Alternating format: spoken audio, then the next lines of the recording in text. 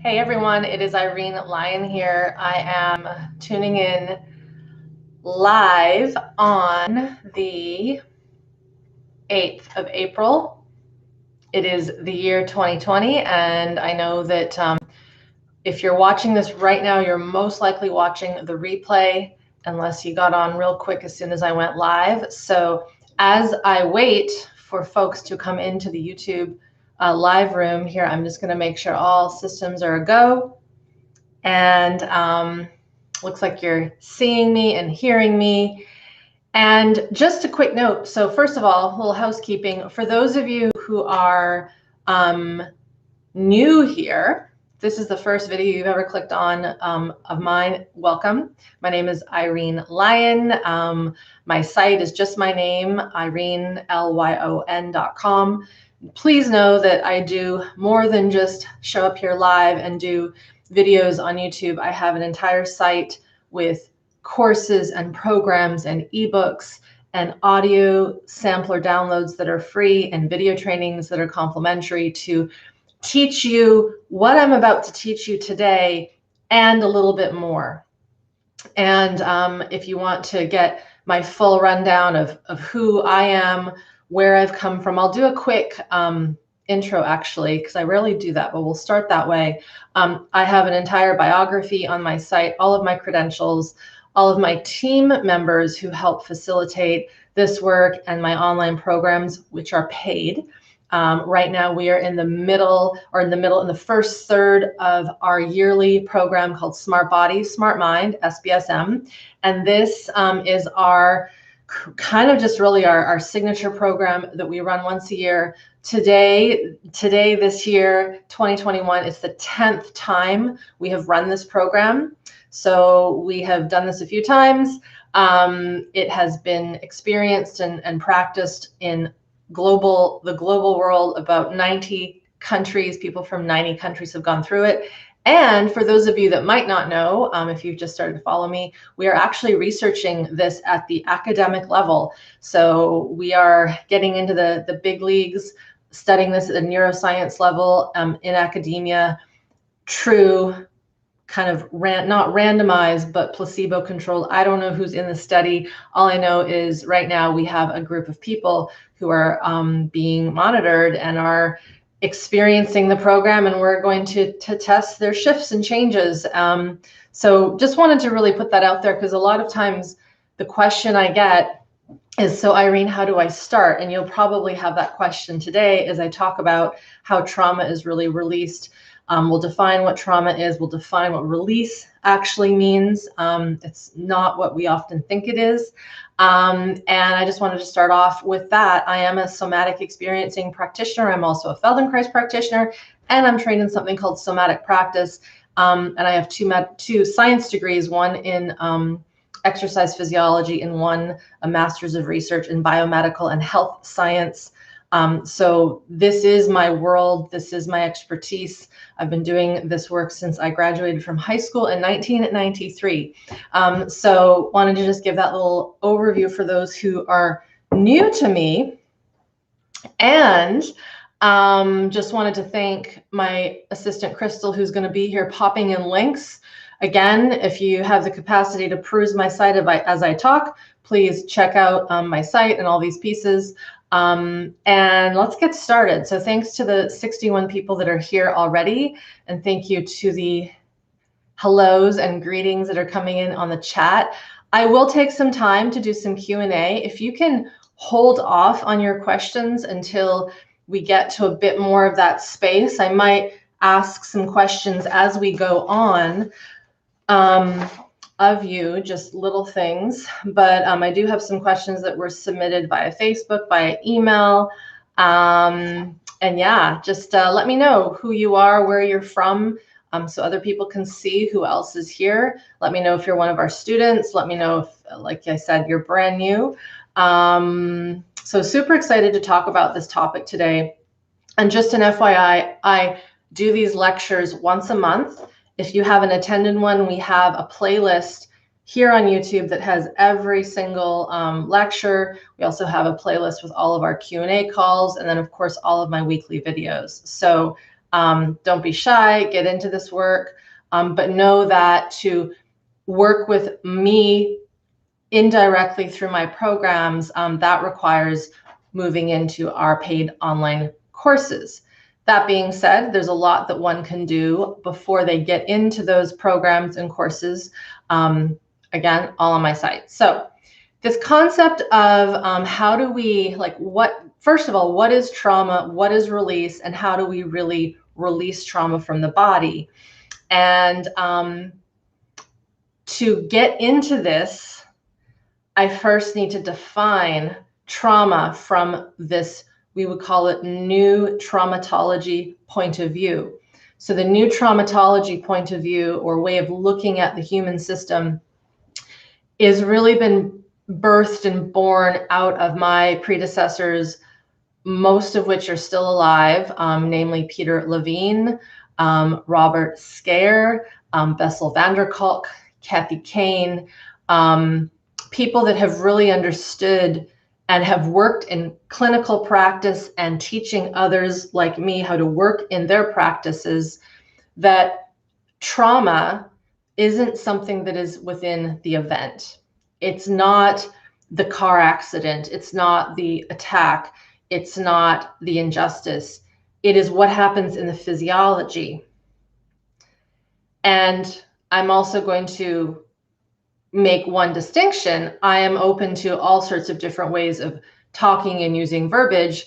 If you were to go to the hospital because you got into a car accident, again, for example, you would most likely, and if you needed surgery, you might see a trauma surgeon. So those surgeons or those places in hospitals, the trauma wing, if you think of shows like Grey's Anatomy, yes, that is, they're treating the body, and the body had a hurt or an accident due to an event, and therefore they are helping with those traumas.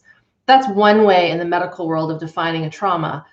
In this world of nervous system health and working with things like complex PTSD, various forms of mental illness, which we are knowing now are actually a form of physiological illness that show up in the psyche, chronic illness, heart disease, certain cancers, autoimmune, addiction, trouble connecting with people, trouble being able to sense our own bodies. All of these are connected to some form of what we would call dysregulation in the nervous system. So again, coming back, trauma, from my point of view, is not the event per se. It is in the actual physiological body, somatic systems, the nervous system. So that's number one that we have to understand. Number two, what is the nervous system? What is the body? And I know that, you all have a body, and some of you are going to be more adept and more skilled at being and masterful at being with this physical body of ours. Some of us are very good in say athletics and physical sports. Some are really good with more mind-body techniques. Some of us are not well in our body. But the nervous system, the autonomic nervous system, the ANS, this is responsible for our automatic pieces. So I have to lay these foundations. The autonomic nervous system is comprised of two main nervous systems. One is the sympathetic nervous system. One is the parasympathetic nervous system. I'm not going to get into all the details. I'll mention where you can learn more of that in a second. But the sympathetic nervous system is more of the get up and go, fight, flight, protect, attack, defend, get the heart rate and blood pressure up so that we can climb a flight of stairs, so that we can run down the street, all these sorts of things. It gives us more blood to our muscles and to our system so that we can act and move and be engaged and stimulated and activated. The parasympathetic nervous system is often dubbed the more slowing down, rest digest system, but it's actually way more complicated than that. And this is where something called the polyvagal theory, or the understanding, I should say, of how the vagus nerve works and how it relates with the parasympathetic nervous system comes into play. I've done an entire lecture on these vagus connections, vlogs on it, so we can pop in One where I talk about what the polyvagal theory is, and I did a special topic lecture just on this. The polyvagal theory is not just about the vagus nerve. This is the other thing.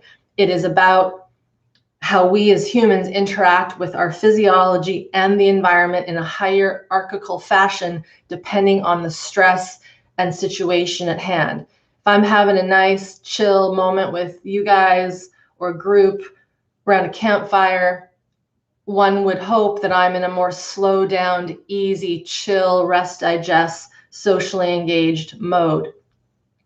If I am under threat or under attack, I'm going to come out of that chill mode and I'm going to go into more sympathetic fight flight mode. If I can't fight or flee and I'm like, I give up, I can't get out of this sticky, tricky situation, my system goes into what we might call a freeze or a shutdown or a collapse, which is part of the parasympathetic. So the parasympathetic's complexity is this concept of polyvagal.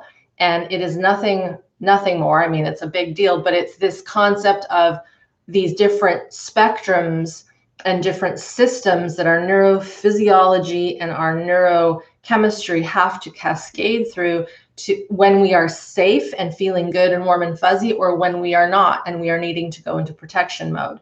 So the parasympathetic it has more nuance. I'll leave it at that. When we have stored trauma, I like to call it survival stress, this impacts the ability for our autonomic nervous system to function properly.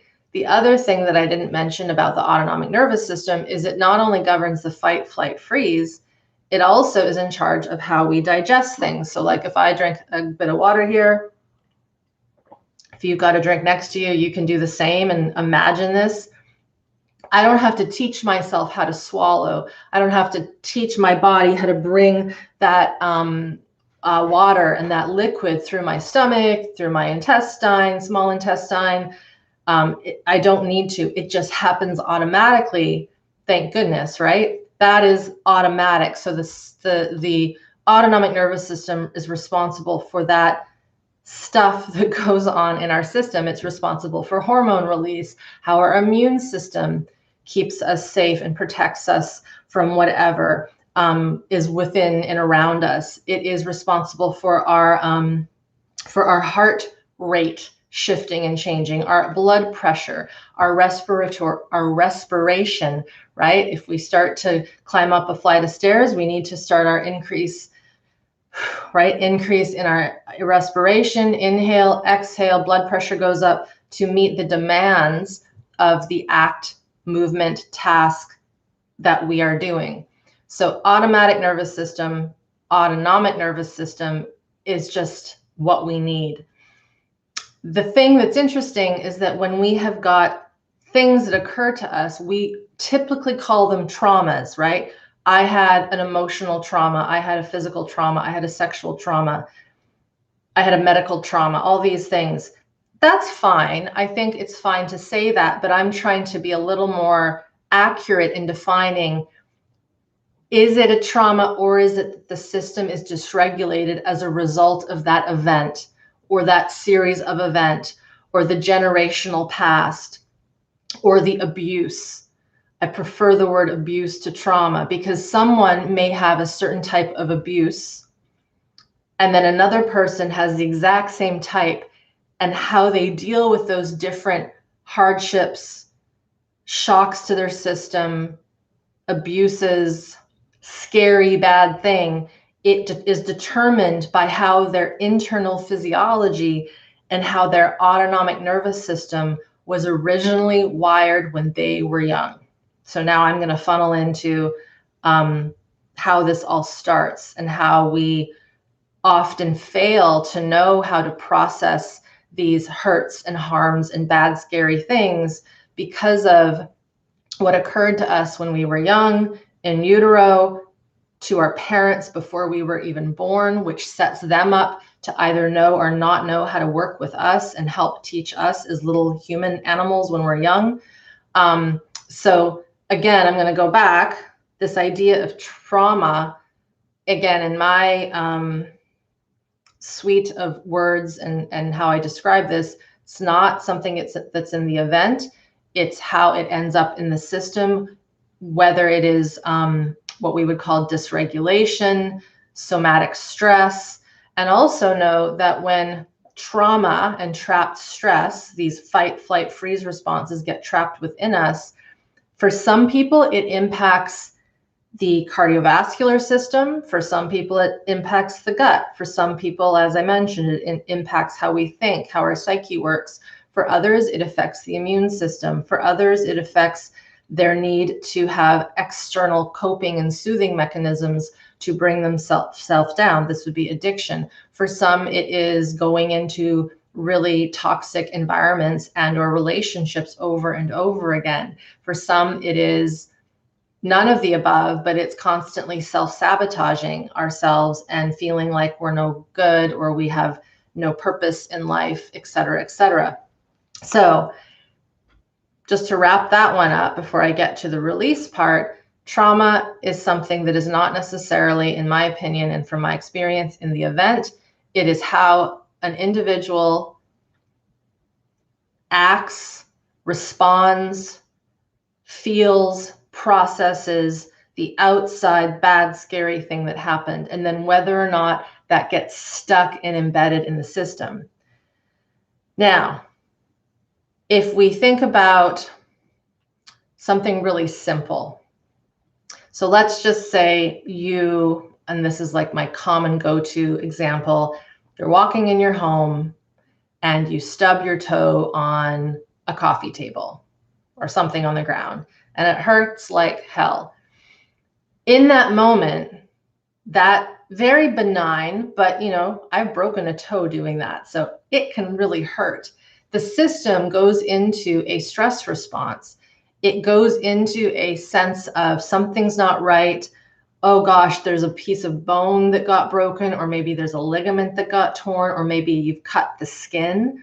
Again, you don't have to think, send out the army to protect and send the blood cells so that it starts to stitch up the bone or the tendon or the cut.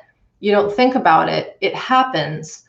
But then there's this after effect, we could call it a ricochet, or the fallout of that acute shock to the system. The sympathetic nervous system will often have a release of adrenaline. We might feel pain. We might feel emotion. We might get angry at the coffee table or at ourselves for not seeing it, or someone who moved the coffee table and didn't tell us, and so our awareness wasn't on point.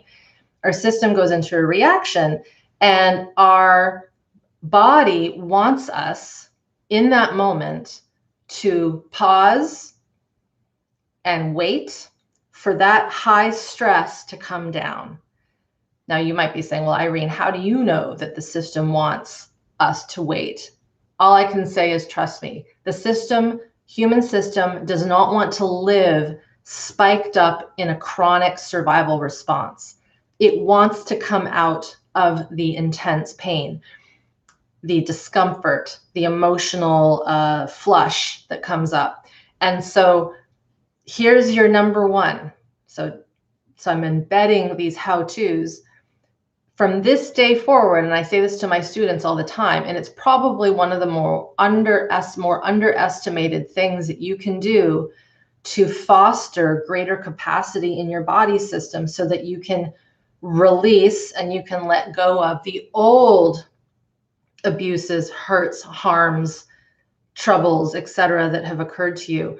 By in that moment of stress, acute stress, by really, really feeling, and even just giving yourself maybe 30 seconds, a minute might be better depending on how severe it is, and to really sense, feel, connect, feel the pain. Don't ignore the pain. If there's a scream that needs to come out, granted, of course, you don't have children around you. You do not want to harm them or scare them if they're around. So this is where my example then takes a choose your own adventure. So I'll talk about that in a second. But let's just say it's safe for you to let all this stuff out. Feel it, let it out, process it. Now, I have an ebook. If you haven't picked up this ebook, it's called 7 Steps to De-Stress. We'll pop it in the comments, or it'll be in the show more section if you're watching this afterwards. That ebook explains the stress response and why we want to really, not just for the sake of pausing and resetting in our day, when we have an acute stress, we want to work with it in the moment. And the reason why is because if we don't, it traps inside of us. It sticks to us. We stay in a chronic state of activation, fight, flight, or shutdown because we have shut off feeling that pain because it's just not convenient. So make it such that, again, like I said, from this day forward, make it almost a good thing that you are pausing when these things occur. Now, this could be stubbing your toe. It could be almost getting into an accident on the road. It could be almost slipping when you're in the shower. It could be hearing someone scream, not to you, but something that startles you. It could be a stressful conversation, et cetera, et cetera, et cetera. It could be an actual, true, real abuse, attack, that kind of thing. The thing I said about the kiddos, again, I'm sure there are people here who are parents, and a lot of times people get confused because they say, well, shouldn't we show our children emotional processing so that they learn it from us? And the answer to that is yes and no. It depends how old they are. If they are young and fully unaware of how to self-soothe their own body, and they're still relying on you, the care giver, to teach them self-regulation, no, you need to actually find a way to feel that hurt and pain and process it later. So we'll talk about that too in a second, because if they see that mom or dad or whoever isn't able to keep it together and freaks out, the child will inevitably default to something wrong is happening. I have to change myself to take care of mom, dad, grandma, grandpa, nanny, whatever it might be, older sibling. Even if that child is an infant and can't make sense of what's going on, they will shift their physiology to protect themselves from the outburst that their caregiver has put out. So this is kind of one of those caveats where, depending on the age of the child, to help them not take the stress of our traumas, events, bad, scary things, hurts, harms, etc., we have to then maybe process that later. And that is as simple as having a moment later that day or the next day where we conjure up the memory of that accident, harm, hurt, and we work with our physiology to track the things that we might have trapped inside. Now, this is more advanced, and this is, of course, what we work with and we teach our students in our programs. But I just wanted to give you that concept that sometimes we can't work on something in the moment. It might not be safe to do so. Maybe it's a more serious accident and we have to go immediately to emergency and we've passed out and we have to get something fixed. But then after the fact, that's when we want to then work with our physiology, track it, see what's stored, what is suppressed, what is depressed in the system. Okay, so just following me here, I started with defining what trauma is. I gave you a very brief introduction to the autonomic nervous system. I gave you this example of stubbing our toe as a little minor, we would call this shock trauma, and how being able to process and feel what is going on will allow us to come out of that high intensity shock state. Now, the next question might be, well, do I have to shake? Do I need to do this? And this is where this gets really interesting, and there's so much misinformation out there. Releasing something that's trapped in the system is not cut and dry. Releasing something in the system is not just shaking. For some, it might be. For others, it might need to be emotions that come out. It might need to be words that need to be spoken. It might need to be movement patterns that weren't allowed to come out that have nothing to do with shaking. And so this is where it gets really tricky to say, release is like this, because each of us is unique in our history, each of us is unique in our capacity, and each of us will be unique in how we process. I prefer the word integrate to release, how we bring up and sense and feel and then integrate what is coming up so then it can settle and dissipate and come out. For some, feeling tingles in the body, feeling heat, feeling cold rush through the body, feeling a bubbling up of an emotion, and then being with that emotion and expressing whatever might need to come out is what is the release. It might have nothing to do with physical body parts moving. So I just wanted to kind of set that tone as well as we go a little deeper into this. One of the classic knowings that we are trapped in survival stress and have lots of trapped traumatic stress inside of us, in our organs, in our systems, is that we aren't able to be in the here and now. So even as I say that, just take a second. There's 151 people here. As you've been listening to me talk, have you been connected to your body? Have you been connected to feeling your breath?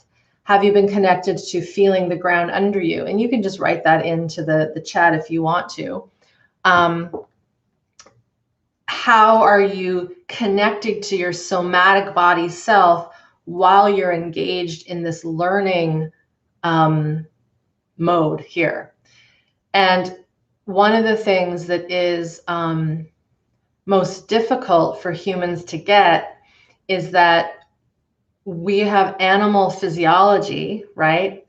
Other mammals in the world have those autonomic stress, survival, parasympathetic systems. For many animals, our internal viscera, our organs are the same, with maybe some tweaks, but mostly the same. And so we have this animal somatic mammalian body, but then we have this higher brain. And this is where knowing how to release trauma is not as cut and dry as an animal in the wild who might defend their territory, might shake after a real scary event. You know, if you've ever seen dogs, they'll shiver and they'll shake. They'll release tension by doing a shake, by doing a stretch. And it's not like that cat is thinking, okay, I'm going to get up and do some downward cat or downward dog. When if you see a cat or a dog and they get up and they do those stretches, it is an automatic response in their body to reset the tone in their muscles so that they can act and walk and be agile and nimble and be there for threat if it comes. So another little nugget here of how we gain more capacity to release stuff that's stored inside is we start to follow impulse in our body. We start to follow the things that occur internally that we often don't think of. And so thank you for some of your comments here. I'll get back to this in a second. I think some of you have mentioned, oh, maybe not. Yeah, someone said, I felt trapped pain in the left hip and glute at the moment. Someone said, yes, I'm connected to the ground. So thanks everybody for your comments there. All right, so where was I?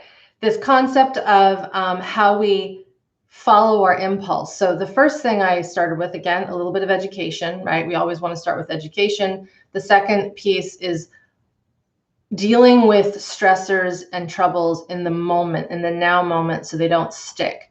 And that takes practice. As humans, we have overridden, we have overridden our stress responses because we have this higher brain. So this is why I was doing that little preamble of we're human, we have animal physiology, and we have this higher brain that is so darn smart and so darn complex that it can actually shut down and disconnect from what's happening in our physiology.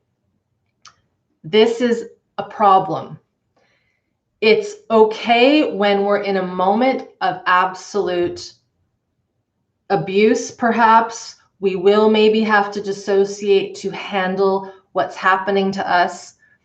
This is what occurs with folks who have had severe abuse, torture, that kind of thing. They will really disconnect from their physiology because it's too much to sense and feel. You know, we see this in private practice. We hear about this in stories, movies, all sorts of things that depict atrocities, and then the person is protecting. This is what we would see in say, dissociative identity disorder, used to be called multiple personality disorder. It is a way to cope with all of the stuff that's happening.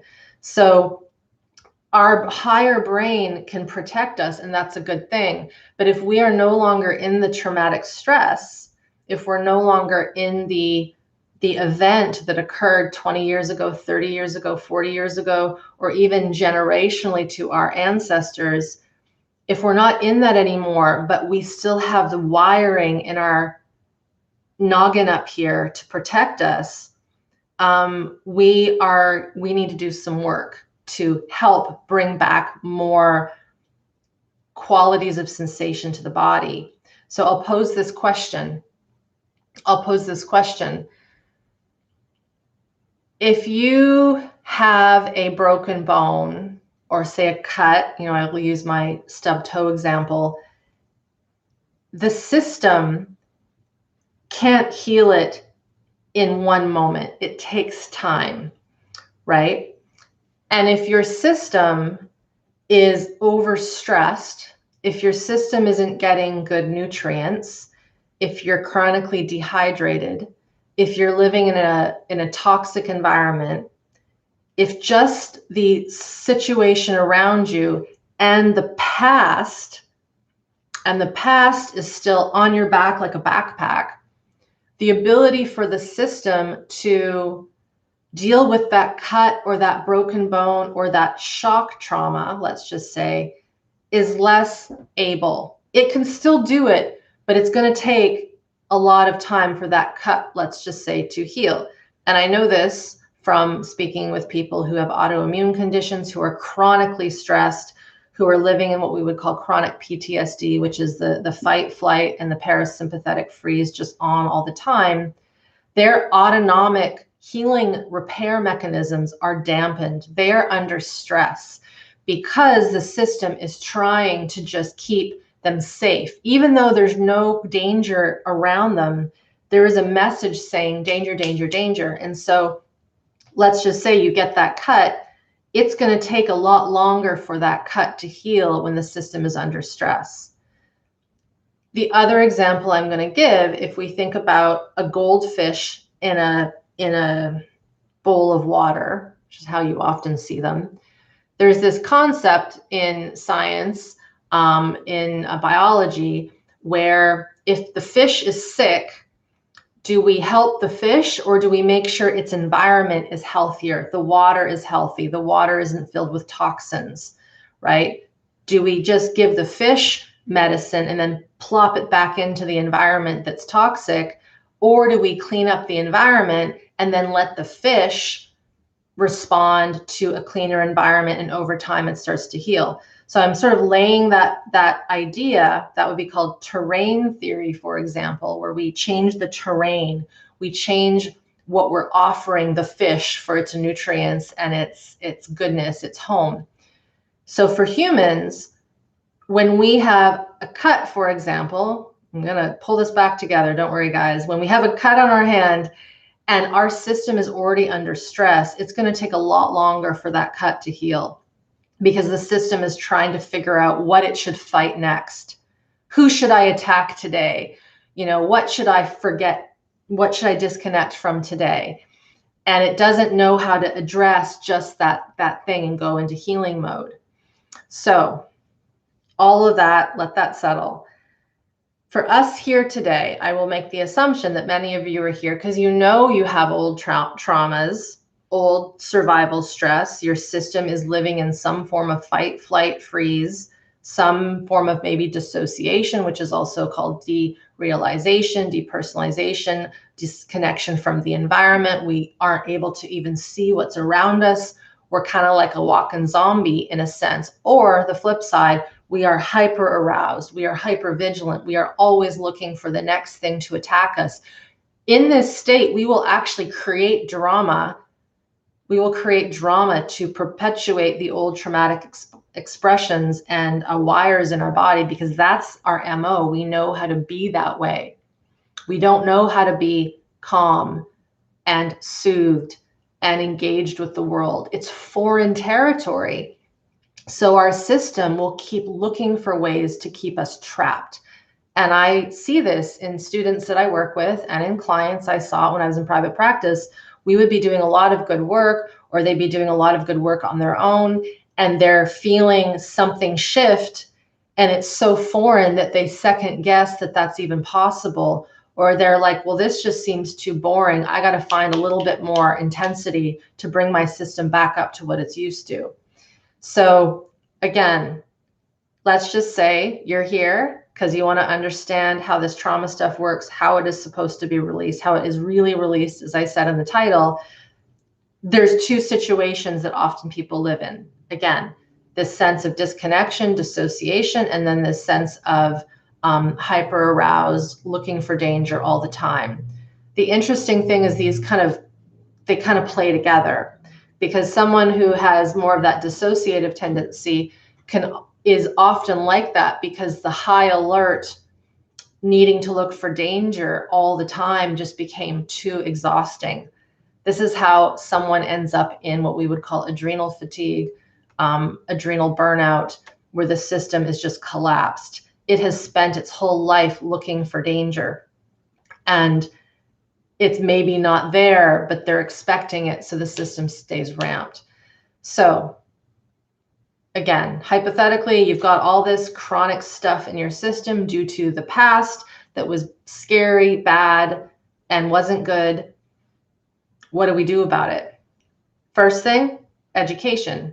You're doing that right now. So promise me that after this, you will do more education with me through my resources, through my programs, etc. The second thing is we have to learn how to follow our impulses. And by that, I mean tracking our physiology. So the reason I talked about that cut and I talked about these trapped things inside of us, if we are unable to notice small things like when we are thirsty, for example, or when we are hungry, or if we negate listening to our bladder when it is full and needing to void, when we are not allowing gas to pass up or down. Now, for those of you who have been around a long time, this is old news to you. But for those of you who are new, this is actually the holy grail of learning how to release our trapped traumatic stress. It's not some fancy technique where you tap it out. It's not some fancy breath thing where you breathe. It's not some fancy pushing of the muscles to get a shaking. It's starting with listening to these basic autonomic biological functions that are in our system. Because if we cannot hear them and sense them, if we can't notice when we have a tight muscle somewhere, or there's a pain, or there's a heat, or there's a tear, or an anger, or a sense of disgust, or a sense of sadness, or this desire to say something, if we're not tuned to these internal automatic responses, A, we're not connected to ourselves, and B, it will be very difficult to track the trapped traumatic stressors and where they are in the body. And we will go into the approach in a kind of one size fits all and just be like, oh, well, they've said that this is going to help me release trauma, so I'm going to go through these steps.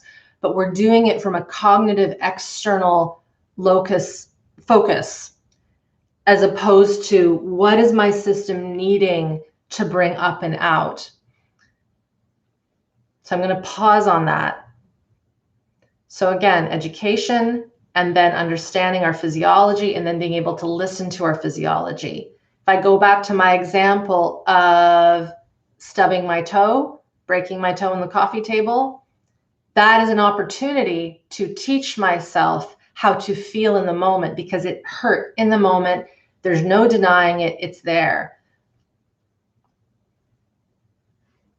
Okay, so going to go on to the next piece here. Sometimes we need to understand that if a system has had not a lot of capacity, one question I saw float through is, so how do I heal early trauma? You've been talking about this shock trauma, accidents, but let's say there was no actual accident. It was just this general, nothing was ever safe. I didn't get connection that was healthy and secure from my primary caregiver. Usually it's the mother, but sometimes it's a father, sometimes it's a grandparent or a nanny, doesn't matter. Whoever that responsible older human was for us when we were young, if they didn't have solid regulation on board, they won't know how to attune to us. And then we will learn faulty attunement to ourselves. That's really important. Let me say that again.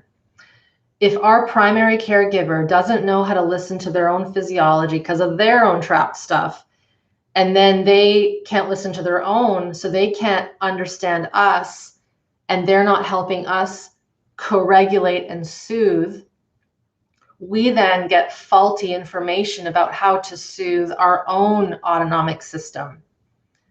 This is what we would call one portion of early developmental preverbal trauma. So in that case, there's no actual one event. There isn't that one car accident. There isn't that one attack.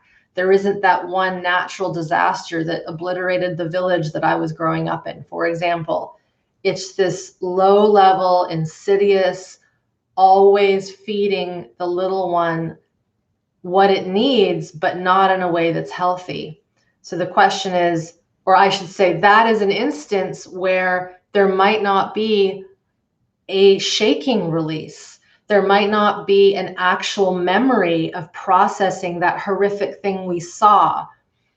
And this is where many people who have tried to do these cookie cutter approaches to getting the stress out by shaking, by breathing, for example, by getting hooked up to machines, sometimes it works, sometimes, but often there's rebound. Maybe they feel a little bit better because there's been some capacity and flow given to the system, right?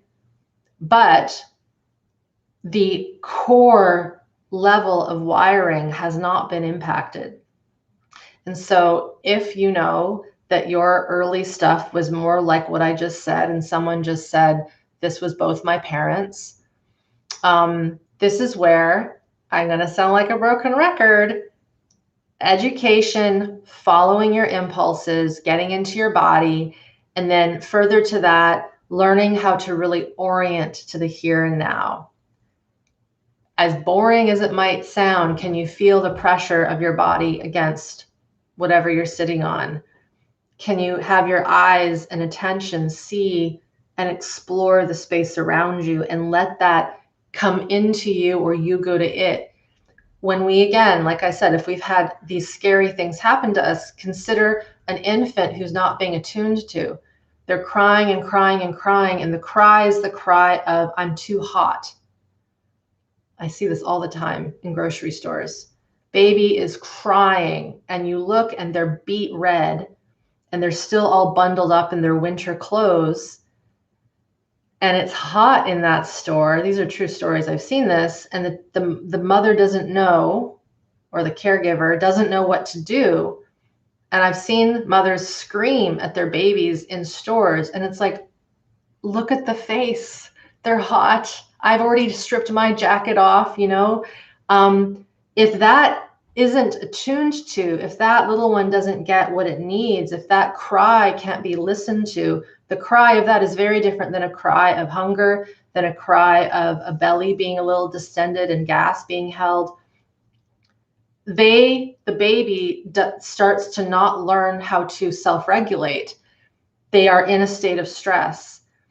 And so why was I saying that? So we have to understand that if that was us, and even if we don't remember it, but I'm saying this to you now, and if something is landing and if you're starting to feel maybe a little bit of anxiousness, or maybe you're going beet red in the face, then it's possible that that scenario I just gave you is triggering a procedural memory, a body somatic memory of something like that, where our needs weren't being tended to.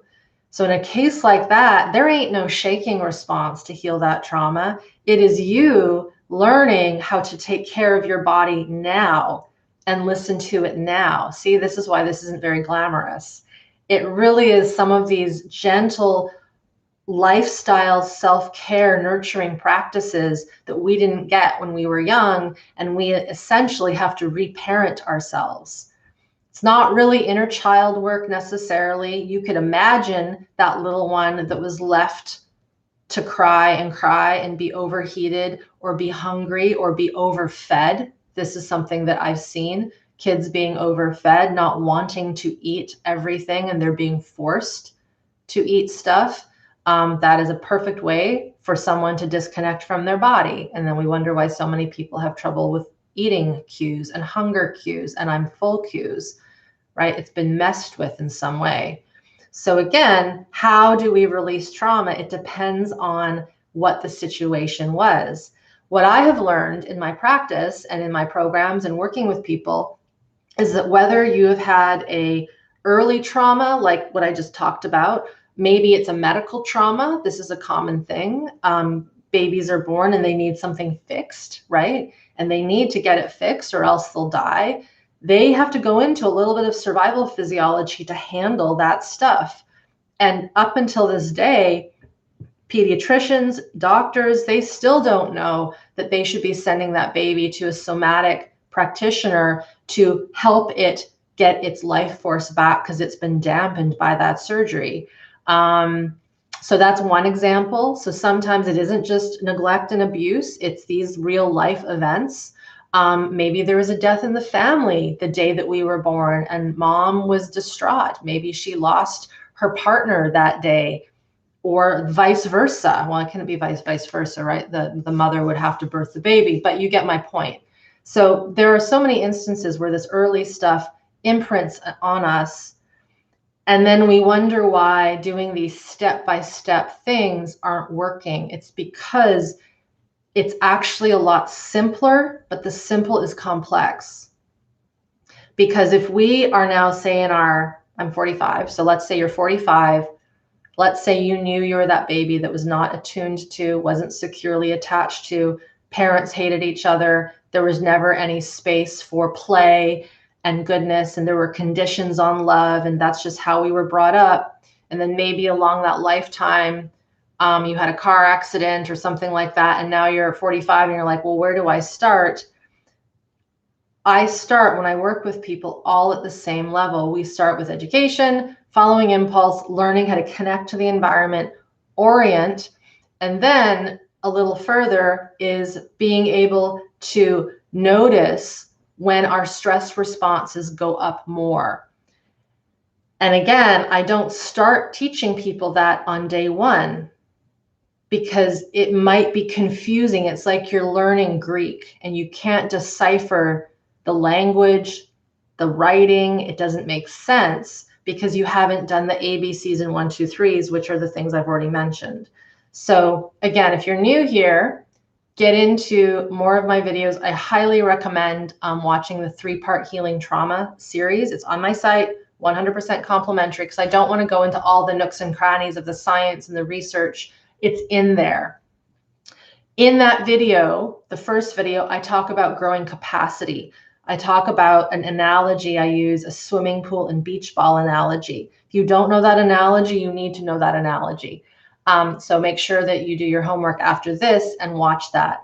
But in essence, if we have been disconnected from our system, our capacity to feel our organic, biological, physiological, neurochemical processes will be very, very stunted or non-existent. Doesn't mean that it can't grow. Doesn't mean that the system is dead. It's not dead. You're obviously here, you're alive. That means there's potential for it to grow. But you've got to understand that this capacity building, when we build up this capacity to listen, it then allows us to process the old stuff that is trapped within our system, within our physiology, within our heart. This is why I've seen a few things pop through where people are asking, is this what anxiety is? Is this what panic is? Yes. Some people go through life feeling just fine and they don't, oh, I don't know what anxiety is. I don't know what panic is. And then they start to learn about this stuff. They start to unfreeze their bodies from the traumas. And they're like, wow, yeah, that was me. I was that kid that wasn't listened to, et cetera, et cetera. And then all of a sudden they start to feel anxiety. They've never felt it before. They start to feel panic. They're waking up in the night in a cold sweat. They can't go to sleep at night, all these things. This is a sign of that. So this is, I'm going to go back to what I talked about at the very beginning, that sympathetic nervous system, the fight flight. It's that system finally starting to be felt again. So often someone gets into this work and they start to feel more of this heart rate. They're like, I can't figure this out. And then they try to calm it down with breath. They try to calm it down with something to shake it out, to get it out. But really what needs to be felt is that intensity. And it needs to be felt and listened to. And then the question is that heart rate intensity, what is it? And I can't tell you what it is. I can't. It might be the precursor to needing to scream. It might be the precursor to needing to cry because you weren't allowed to cry when you fell off your bike when you were a kiddo. It might be the precursor to just this absolute, where are you? No one is here. I'm scared. I'm a baby. I'm hungry. I'm hot. You're not making sense. You're not listening to me. And of course, an infant isn't thinking that. It's all in their physiology. And if we don't understand what these signs are, we might just get rid of it by some kind of management strategy that is labeled to heal trauma and release and get that out.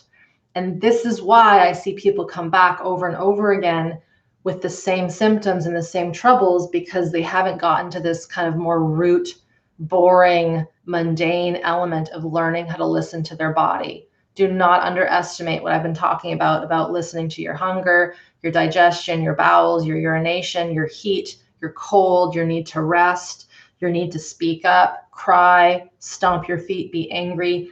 Those are all in service to helping the old traumas, the old survival stressors come up organically. I can't stress that enough. It's like if you garden, if you plant things, when you put that seed into the earth, or you put it in a glass of water to help propagate, you can't force it to do it faster. I mean, I'm sure there's some weird science out there that might be able to, but let's just pretend organically. You plant your garden and you've got to wait. And you got to make sure that the soil is healthy and filled with minerals, and it's getting water and it's getting sun, and there's not toxicity in the groundwater, and all the things that go into growing a really healthy garden. I'm not an agriculturist, but we now know that monocrops are not good, nor are the pesticides that we're putting on them. So if we think of the human system, it's the same way. If all I do is one practice, and I hate to always poo-poo breath work, but I'm gonna, it's like if our only go-to is to breathe and change our breath when we're feeling intensity, it's like that monocrop in farming. Sure, you're going to produce a lot of grain, a lot of soy, but it's lacking the diversity. It's lacking the microbiome of the earth, of the bugs and all the other weeds and plants and things that give it that life, right? If you know anything about farming, you know what I'm talking about. We might be able to get away with that for a while, but if I use that analogy, now we're seeing the trouble with these crops, and people are getting back into biodynamic farming and putting all sorts of things in one plot of earth. The system is like that. Our human system is like that. So I'm going to get to some questions. So again, quick review, this concept of how do we release trauma? How does it really happen? There's no secret. There's no one thing. And if you came here wanting to know my secret sauce of steps, The steps that I have on that ebook I mentioned, the 7 steps to de-stress. I have another ebook audio called the 4 simple steps to deal with overwhelming emotions. If you read and listen to those, there's another one, 4 steps to beat resistance. You will see that they're very much the same thing. But if you repeat that over and over again and you learn more education, you get better at listening to your physiology, you will grow the biodiversity within your sensation, within your emotions, within your intention, within how you connect to the outside world, to people, to your kids, to your plants, to your animals, to the sky, to whatever gods you pray to. All of it becomes more alive when you can have that multitasking of awareness and this internal regeneration of what should have been there in the first place. And this is, my friends, the crux that we're at right now. The real predicament in humanity is that for most of us, we have had generations and generations of not organically connecting to the biodiversity of the human system and how it is meant to relate to the environment. It just hasn't happened yet. We have so many different parenting practices, so many different books, this kind of parenting, that kind of parenting. I am going to be very clear in saying there should only be one kind of parenting, and that is the parenting that animals in the wild do, which is nurture, protection, unconditional love, teaching that little one self-regulation through co-regulation. And then as you start to grow, adding more diversity, more positive stress, and teaching them how to be in the world and listening to their bodies. And so we've gotten so far away from that natural organic quality that we're chasing a quick fix. We're trying to biohack, if you will, ways to heal this stuff. And I get a lot of questions. Irene, what do you think about neurofeedback? Irene, what do you think about biofeedback? Irene, what do you think about this type of releasing exercise? What do you think about this kind of therapy? And I say, it depends on so many things, but if you can go back to the basics and learn how to listen to your system and all the intricacies and complexities, then you're golden. You might choose something like, and I've got a question here that blends beautifully into this. You can choose methodologies that will help the organic process to become more alive. But I often say, don't start with those external things. It's better to go the other way around. So one of the questions we got was from our Facebook group, Healthy Nervous System Revolution, from Catherine, and she writes, I have a question about trauma release. I have experienced big shaking responses, body movements, sensations, and waves of emotion after having some form of body work. So just for the sake of definition, body work would be massage, osteopathic, chiropractic, reflexology, craniosacral, et cetera, tissue, shiatsu, that kind of thing. So does body work force the trauma out of the body, or does it just guide your body on how to release the trauma, or does it depend on how the body work is carried out? Well, it depends on how the body work is carried out. But what's more important is the person getting the body work and the person giving the body work. If they are not connected to their physiology, they might miss some very important stress responses that pop up while that person is, say, working with their lower back or their leg or whatever, or they're up here, it doesn't matter where. The other one is acupuncture. That was another thing. I consider acupuncture to be like body work, because you're shifting things in the body through pressure points, needles, meridians, etc. I have a story about acupuncture that I'll share, but it depends on the person. It depends on you. I know from my experience, when I did more body work type of stuff, when I was doing Feldenkrais practice with my folks, like my clients, there were some people that did really well with it. And then there were other people that you would work on them, and then the next week it'd be back to the same way it was before.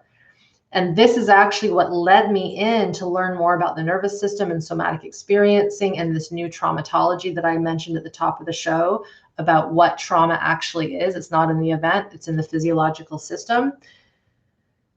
If the system, if you, the person, can't track, it might feel good. You might push things around. There might be more opening. There might be some scar tissue that breaks up, because sometimes some body work is very directed to getting things broken up and released. But let's just say we're getting the body work because of these old injuries and traumas and abuses and all those things. We have to know how to track our body. And then the person who's giving the session, who's doing the work, if they aren't attuned to this level of detail, they're going to miss the change in the color of our skin.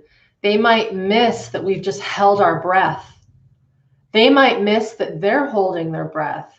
Some of the worst massages I've gotten, you guys, and it's so terrible because the moment someone puts their hands on me, I can tell whether or not they're in their bodies. The person that's in their body, it's like you feel they're connected to the earth. The person who's not in their body, it's like their hands, even though they're on you, it's like they're hovering. They're not tethered to the goodness of like solidity. And no matter how hard they press and no matter how hard they get in there, you feel tension in their hands. You never want to have a body worker that feels like they have stress and tension in their hands. It's like this force that's coming not through them, but it's coming through the ether. It's coming through Mama Earth. It's coming from up and through the ground. And so, you know, in those moments, do you say, sorry, this sucks, I can't, you know, do you make a lie? I don't know. You gotta navigate that yourself. But to come back to Catherine, your element here about shaking, body work doesn't necessarily force the trauma out. It's like trying to force that garden to grow faster. It can, but both parties and the person's physiology have to be on board and tuned to it. Now, the other thing is that, because you say here, I had a big shaking response, body movement, sensation, waves of emotion. If your system is primed and you've done the work and you have the intention in this session, I really want to work with this accident or this thing, A, you should always let your person know, and B, that might bring stuff up. So again, this is where there's no cut and dry yes. I can't just say, yes, body work is going to release trauma, because it might not. Right? It might not. If I think back to the first time I ever had acupuncture, I was not connected to my body at all. I was very young. I felt the pricks. If anything, they were painful. I didn't know how to connect to the energies. I didn't know how to track the sensations in my body. And it really did virtually nothing. Having done some acupuncture over the last couple of years, it is fascinating because I can tell even before she puts the needle in, the person that I've worked with, what is about to open up. And I can track the movement through the meridians, through the organs. I can feel the heat. I can feel where I'm holding. I can then feel it and I can release. So again, there is a whole industry where a lot of people are getting body work to help release things. And it might be providing a solution that's temporary, but often it's not getting to the root of the problem. So I hope that answers that question. And then the other question that came in, the other thing I wanted to mention there, shaking. So sometimes I get questions where people say, I went and I did these trauma release exercises, and now whenever I lay down to track my body, I just start shaking. If our body, so here's the thing, if the system has a response, a procedural muscular need to shake out some kind of old event where we weren't allowed to shake out or to protect what's called a procedural memory. So I'll lay the example. If I was attacked when I was a teenager, and I couldn't run and get away, and then I was abused, my system still has the procedure in it to run, to kick, to scream, to like strangle my assailant. But I couldn't because I had to go into shutdown mode because I could tell I am not going to get out of this. I can't fight. That'll be more harmful. So no matter what, if that was 20 years ago, 10 years ago, or 100 years ago, and I haven't gone through the organic tracking of that memory, if I just go to a class and I don't connect to that emotionality, that fear, that terror, that this is where I was, but now I'm here on April 8th, 2021. We need to connect to the here and now, but we also have to connect to the memory and not let the memory dissociate us or put us into more fear. This is why, broken record Irene, you've got to do your education. You have to do your groundwork. You have to learn how to listen to your physiology, build that capacity, which is what I talk about in video number 1 of the Healing Trauma series. We have to learn how to orient, and we have to keep practicing being in the here and now without even trying to process our old hurts and harms. Because when we do process that, we can't just go into a generic shaking thing to get rid of that fight flight energy from the attack. It's like the puzzle pieces don't come together.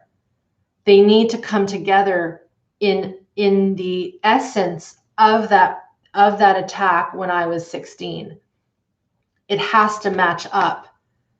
The languages have to talk to each other, because this is what happens, guys and gals. If the languages don't talk to each other, we might feel better after that release, after that big cathartic cry, because there's more blood flow, there's more endorphins. It opens up our joints. We feel less tension. We feel a little more powerful. But if those things didn't match up, that imprint of how we wanted to fight, the essence, the smell of the cigarette smoke, the cologne, the alcohol, if we don't have that come up, we're not fully resolving that event. Hope that makes sense. I would not ask anyone to try to process an event like that before they've done weeks and weeks of groundwork. In my programs, we never ask anyone, what are your traumas? We never ask them, how were you attacked? What did you not get to fight off? What occurred? We don't go into the injustices. It's not important when we're laying the groundwork. They know what happened to them. We don't need to bring it back up, but they know what happened to them. We know that we're teaching them the language of their nervous system so that when that old event finally feels safe, this is a key word I haven't mentioned yet today, when that old event finally knows that the system has enough capacity to come up and up and up, it does. And the system knows, oh yeah, this person has done their groundwork. They can handle the terrible memory, the smell of the cologne, the big fight energy that has to come out, the sobs that are going to come out when they finally feel safe because they've protected themselves, right? And these elements, I think I know when my students get to that level, it is liberating and it is triumphant to finally process that stuff on your own, or maybe with the help of a body worker or a therapist. But many of our students, I've never met them and they do this on their own, but we're not asking them to do it on the first day. We're building up resource, we're building up containment, we're building up capacity, we're building up that smartness with the body, right? We're literally taking advantage of what I call neuroplastic healing sequencing. If you haven't checked out that piece of content, I talk about how we have to sequence our healing. We can't just go to the big kahuna at the very beginning, right? Someone said, how do we find the patience for this healing journey? You just find it. Just don't overthink it. I say this work is mundane. This work is just like waking up and feeding yourself and cleaning and continually dusting your home and putting fuel in your car. And I know that's not the best idea, but maintenance. If we treat this like something that is like this big blowout wow, we won't get very far on this journey, because the amount of traumatic stress that us humans hold to this day, I don't know if it ever ends. I have been doing this work since 2004, really intensively, and really intensively since 2008. This year has been the biggest year for me releasing traumatic stress from my physical system. I have a video coming out on Monday that talks about that, so be sure to check it out. So the patience that we have is just, we just have to do it, you know, and sometimes the patience is a little bit of tough love. It's like the research shows if we don't heal this stuff, we will get sick, most likely. Even with all the healthy lifestyle practices, the ACE study, the Adverse Childhood Experiences study, is too conclusive to not pay attention to this and not find the patience. So that's a great question. So I have another question here from support. So you said the question is from Milika from Belgrade. You asked, I've heard that certain body parts can be in freeze while other body parts aren't. And to me, that's just fascinating. Yes, it is. So how do we unfreeze those frozen body parts by feeling them fully and seeing what's there and letting whatever wants to come up and out, as Irene says? For me, for example, it's the lower abdomen and my feet. So here's, yes. So yeah, sometimes if we have an accident, one area will be more dissociated. Sometimes when we grow up in that kind of environment that's really unsafe, our immune system will freeze, right? These are real stories. Like, this is where we see kiddos that have allergies and immune-related problems and troubles thinking and learning. Some of them, sometimes stress goes to the immune system, sometimes it goes to the skin, sometimes it goes to how we're thinking, sometimes it goes to our emotions. But here's the thing, there's no one, okay, we're going to do trauma work that's just related to this body part. So Milika, it comes back to working with the whole system. And then when you become more tuned to how to listen to your system, and you know, for instance, that the freeze is more in your abdomen, you might use more intention, more touch, more movement. Maybe you will get some body work around the abdomen once you know how to track the physiology. Same with the feet. Maybe there is a need to work with the feet, to massage the feet, but with an intention of talking to them, bringing aliveness back to them. But this doesn't work if we can't track internal sensation, because sometimes there might be something more global that's actually keeping that body part frozen. There might just be this cellular sense of unsafety all throughout the body, which is how it often is. And then that one specific body part is holding, you know, it's holding on for the whole system. But there's actually a global part of the body that is unsafe, that is keeping you from feeling fully that that foot, that abdomen, that body part. So I know that this is true. I've worked with it myself. I've seen it in people, and it's kind of the same thing. The more you can track and get really good at organically noticing your system, you then know what to do, how to do it, and you start to bring aliveness back to those tissues. All right. All right. All right. I'm just going to go into the chat. I'm going to wrap up shortly here. And just a quick review, right, guys? Like, again, how is trauma released? It's kind of a trick question in a weird way, because there isn't one way, but there's this way of nurturing, sparking back up, getting our biological awareness back, our awareness with the world back, our capacity to be with our sensations is key. Our body is key. Our emotions are important, but they're actually less important than the physicality and the viscera, because it's the viscera in the body that creates the emotions. So when we become really good biologically noticing ourselves, that's when we start to really get these emotions more in check. All right. Thanks for all your comments, you guys.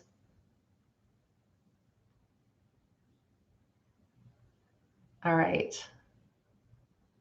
Someone asked, what about personality disorders or bipolar? Can you release trauma that leads to these things and actually resolve them, or are they lifelong?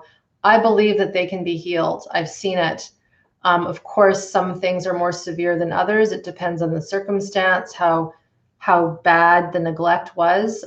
Bruce Perry actually has some beautiful stories of some pretty heinous things that kids grow up with, you know, like kids literally being put in cages and not engaged with. He's the guy that goes in, he's a psychiatrist, psychologist, doctor that goes in when these kinds of things are found, and the children are, they're okay, but they're never going to be functional members of society. So I want to just bookmark that by saying there are some cases where it isn't that the person won't be able to live, but they'll never be able to live solo and without a lot of support, because there is a need to have some form of attachment. Even if the attachment is faulty and not good, even faulty attachment allows a human to have a little bit of something. So if you're here asking these questions, then this usually would not be the case. But bipolar, for example, and these various what we would call mental illnesses are a result of trapped survival stress. It's the system looking for answers when they were young. And if the parents, if the caregivers, whomever was around them was sending off really, really faulty, toxic signals and not attuning to the little one, then the system flips between high intensity activation and shutdown. So this bipolar quality is that it's literally this bifurcation of polarity of intense hyper and then shut down. And the physiology behaves that way because that's how the imprint was when we were young. And so it's similar, and it's the same with all these other elements that I've been mentioning, is how can we get the person to rediscover being in the present moment and tracking these intensities or these shutdowns and working with them. Now, of course, there needs to be more for that person than just what I'm saying today. But yes, I've seen it shift. I've seen it work. I've seen it help and heal things that people were often never thought that could ever heal. And I just think it's not, the fault of the community, the medical community, the psychiatric community necessarily. It's just that we're just learning the potential and why these things pop up. They're very rarely genetic. The genetics are expressed based on the environment around us. But a person can have a genetic predisposition to something and never get that disease or illness or addiction. And so that's where we know that a lot of what occurs in a system is due to its environment, due to its exposure or lack of exposure to goodness and connection and love and unconditional positive regard. Someone says, can you simultaneously be in shutdown while being really highly functioning? 100%, Stephanie. I actually did a video on this called Functional Freeze Explained. So maybe check that out. But there's a pretty strong preponderance in Western civilization.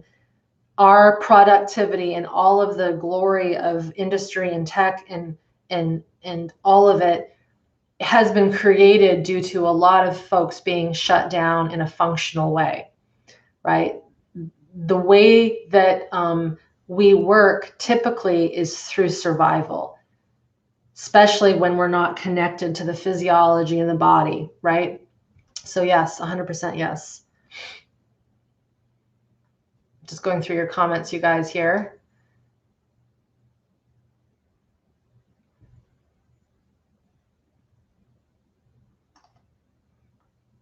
All right. I'm going to call it for the day. I know there's a lot of comments. Thank you for all your comments. Yeah, someone says, I just realized only, this is from Carrie, I just realized only today that I finally managed to listen to my body's impulses and let it rest with a long nap. Sounds simple, but it's huge for me. 100%. And that comment goes really nicely with what the last person asked about being in a functional state but really shut down. Many of our kids were raised pushing them past their comfort zone and overriding the structure in which they go to school. They're not allowed to often sleep till they're rested. The structure is important to some degree, but it's also not allowing their systems to organically find what they need. We need discipline, we need structure and containment, but there's also this other element of allowing the human system to experience what it needs, based on its preferences, based on the level of regulation, etc. So one of the things that my students find really difficult to do is to honor their system's need for rest, because the moment we try to rest, there's a little bell that goes off in the physiology that says, don't do that. You're not supposed to do that. You're supposed to keep going. You're supposed to keep working, because if you pause and stop, you might get attacked. You might get in trouble, right? And so these are the things that we really have to be aware to. Someone says, sometimes I try to feel a physical pain and presence, and it looks to me bigger than when I decide to distract myself. Elizabeth, I apologize. I don't quite understand your question. So maybe what you could do, if you haven't yet joined our Healthy Nervous System Revolution Facebook group, we have a general question thread in there for the public. Of course, you have to go into the group, but maybe ask that question, and then if you can clarify it, and my teammate Jen can answer it for you within the next week. Someone said, oh, good, you guys are taking notes. Yes, so review, education, understand the physiology, listen to the physiology. Yes, yes, yes, yes.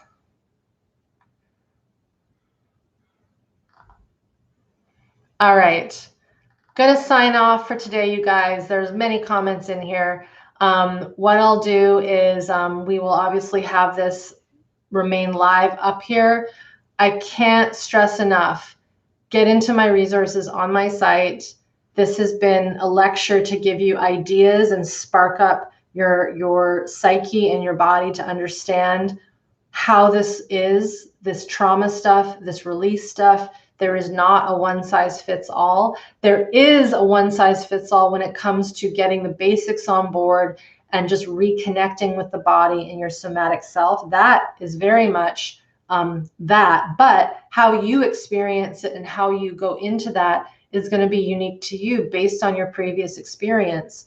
Some of us have more shutdown and we need to kind of invigorate and wake up stuff. Some of us are too hyper aware and alert to the world, and we need to find ways to contain and bring in the intensity. And for some of us, it's a bit of both, right? So this is why you've got to do your homework, you do your research, do your practice. Thank you, everyone, for being here. Thanks to Crystal for putting in all the links. And we'll see you in another month with another lecture. And the new video coming out this Sunday is all about why we feel more tension and pain when we start doing, why we might or can start feeling more tension and pain when we start to do this work. Of course, it doesn't stay, it doesn't stick. Granted, we continue to do the work, but I get into that. I share a bit of my experience, and that's it for today. Thank you, everyone. You're welcome. Thank you for all your comments and emojis. We will talk to you next time.